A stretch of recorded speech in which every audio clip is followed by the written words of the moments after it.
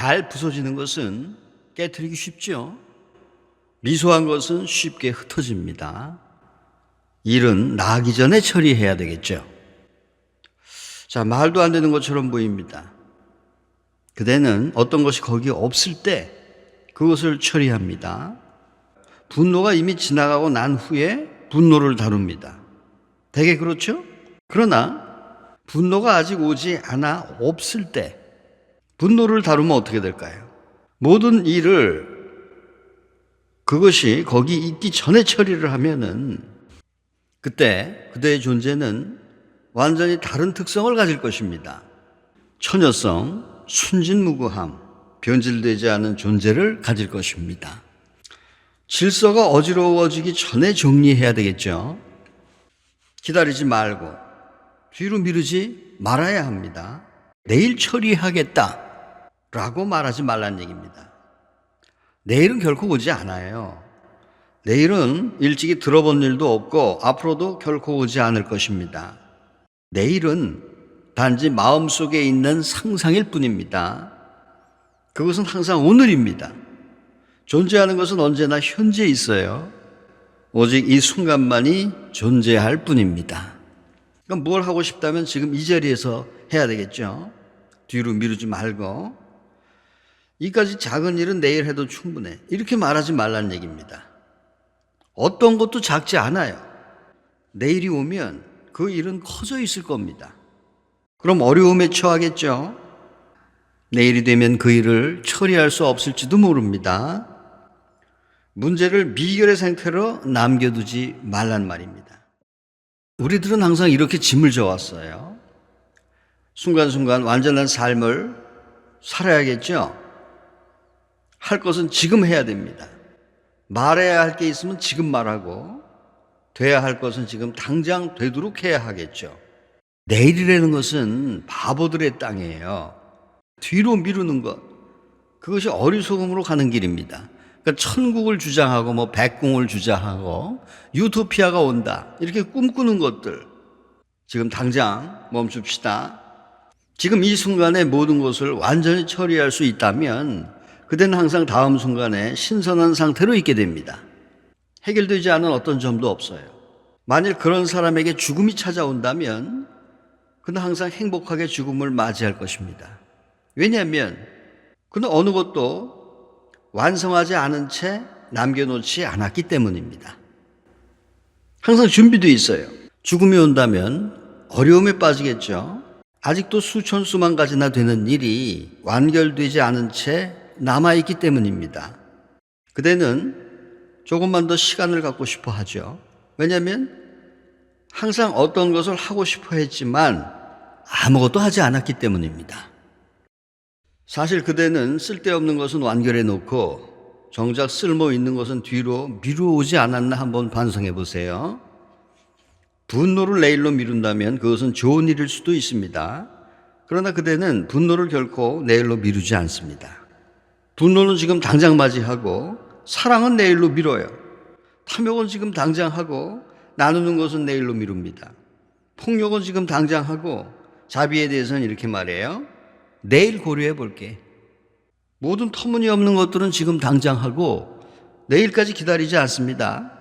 그리고 모든 아름다운 것들은 계속해서 다른 날로 미루고 있어요. 그대는 고통을 뒤로 미루는 일이 없습니다. 그러나 행복은 항상 뒤로 미룹니다. 그러므로 죽음이 찾아올 때 당황하겠죠.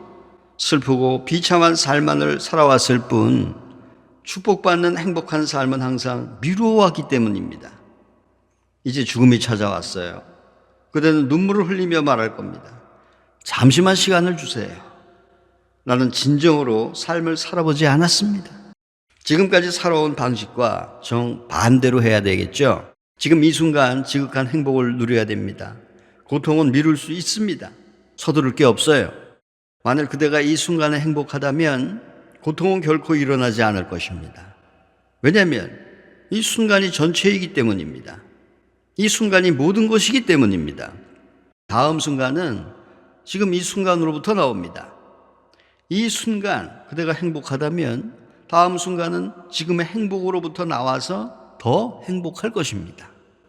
그리고 죽음이 찾아오면 이렇게 말할 겁니다. 나는 완전히 준비되어 있습니다. 나는 항상 슬픔만을 미루어왔기 때문입니다. 이제 당신이 찾아오셨으니 잘된 일입니다.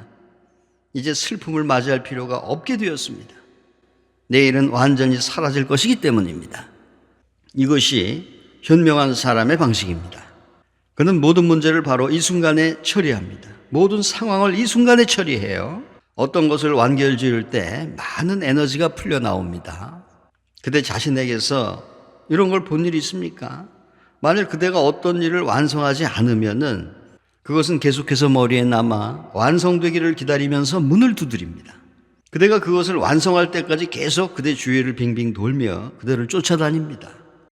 작은 일일지도 모르지만 그것은 계속 그대 주위를 맴돕니다. 그것을 끝내야 합니다. 만일 그대가 매 순간 모든 것을 완성할 수 있다면 이것은 가능한 겁니다. 이건 이론이 아니에요. 절대적인 현실입니다. 많은 깨달은 자들의 증언이에요.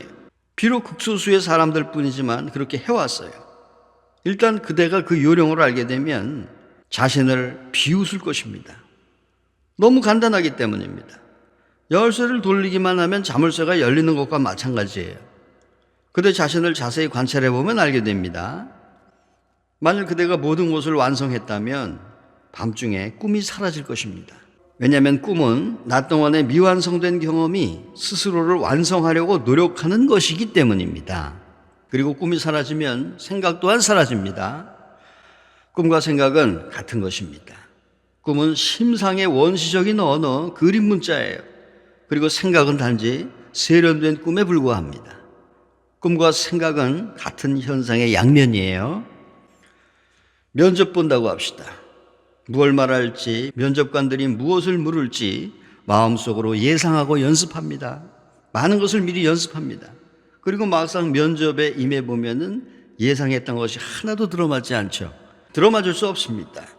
그 사람들은 그대가 뭘 연습했는지 알지 못하죠. 면접관이 뭔가를 물어봅니다. 그러나 그대는 그 순간 거기 있지 않습니다. 혼자서 예측하고 연습한 것으로 가득 차 있기 때문이죠. 그들이 뭔가 물어보면은 그대는 다른 것으로 이해합니다. 그리고 미리 만들어 놓은 대답을 가지고 그 사람들이 물어보지 않은 다른 것을 대답해요. 핵심을 놓치는 겁니다. 핵심을 놓치고 면접을 마치고 난 다음에는 또다시 무엇을 대답해야 했는지를 생각합니다. 또다시 그 과정이 시작됩니다. 예행 연습하고 면접이 끝난 다음에 다시 되씹어 생각해 봅니다. 그러나 진정으로 그대가 알아야 할 때 그댄 거기에 있지 않았습니다. 그대가 삶 전체를 놓치는 것이 바로 이런 방식이에요. 선에는 이런 얘기가 있습니다. 어떤 마을에 절이 2개 있었어요. 항상 그러듯 그 둘은 서로 라이벌입니다. 각각의 절에서는 신자들이 다른 절로 가지 못하게 했어요. 그들은 서로 격렬한 적대 관계에 있었습니다. 그런데 그 절에는 각각 허드렛 일을 하는 동자가 한 명씩 있었어요.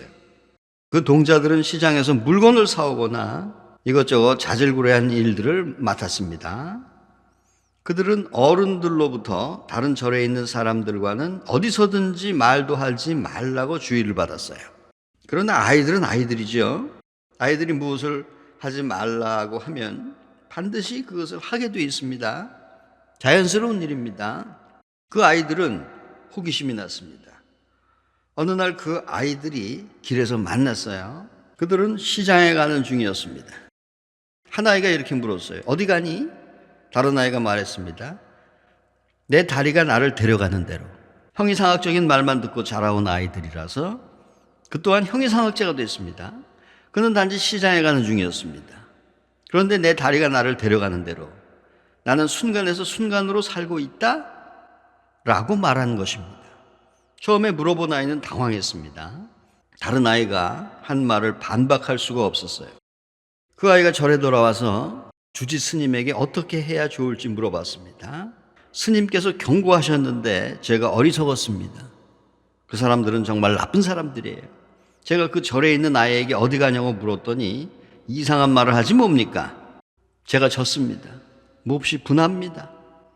주지 스님이 말했습니다. 그래서는 안 되지. 내일 다시 한번 만나서 그 아이가 내 다리가 나를 데려가는 대로 하면 이렇게 물어보렴.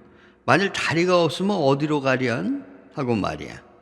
그러면 될 거야. 다음날 아이는 전날 만났던 아이를 기다렸습니다. 그가 왔을 때 아이는 마음의 준비를 하고 이렇게 물었어요. 어디로 가니? 그러자 다른 아이가 말했습니다. 바람이 나를 데려가는 데로 가지. 그는 발에 대해서는 아무 말도 하지 않았습니다. 첫 번째 아이는 당황해서 무엇을 어떻게 해야 할지 몰랐습니다. 그리고 이렇게 생각했습니다. 이 사람들은 정말로 간교하구나. 믿을 수 없는 사람들이야. 벌써 바뀌었어. 그리고는 절로 돌아와서 매우 화가 나서 주지 스님에게 말했습니다. 스님 말씀이 옳았어요. 그 사람들은 일관성이 없고 모순투성이에요. 전혀 믿을 수가 없어요. 제가 준비한 질문을 가지고 있다가 어디에 가느냐고 물었더니 그 아이는 벌써 마음을 바꾸고 이렇게 말했어요. 바람이 나를 데려가는 데로 가지. 나는 흰 구름과 같아라고요. 그러니 뭐라고 말하겠어요? 구름은 발도 없는데. 주지 스님이 말했습니다. 내가 그 사람들을 잘 알지. 그 사람들은 전혀 일관성이 없단다. 내가 다시 가서 이렇게 물어보렴. 바람이 불지 않으면 어디로 갈래? 하고 말이야. 다음날 아이는 다시 만반의 준비가 돼 있었습니다. 여기서 이 첫 번째 아이가 마음입니다. 그대는 삶을 맞이하기 위해서 준비하고 또 준비합니다. 그러나 계속해서 실패합니다. 미리 만들어진 대답은 아무런 쓸모도 없기 때문입니다. 삶은 일관적이지 않아요. 삶이란 전혀 의지할 만한 것이 아닙니다. 첫 번째 아이가 물었습니다. 이제 어디 가니? 그러자 다른 아이가 말했습니다. 시장에 야채 좀 사러 간다. 이제 뭐라고 할 것인가? 미리 만들어진 대답으로 살지 말아야 합니다.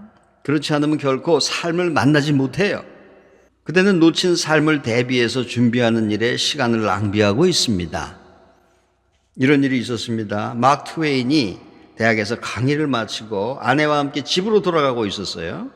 아내가 말했습니다.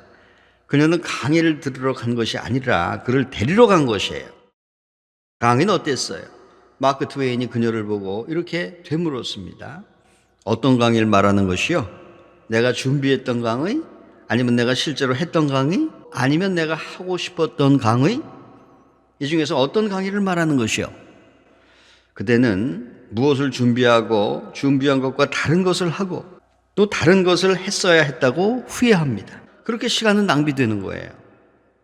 그동안 삶은 흘러가 버리죠. 그리고 계속 쓰레기만 모읍니다. 그때 그대는 죽음을 두려워합니다. 그렇지 않고 올바로 살아왔다면 죽음은 아름다운 휴식이 될 것입니다. 그대는 휴식할 준비가 되어 있을 것입니다. 그대는 그대의 삶을 살았습니다.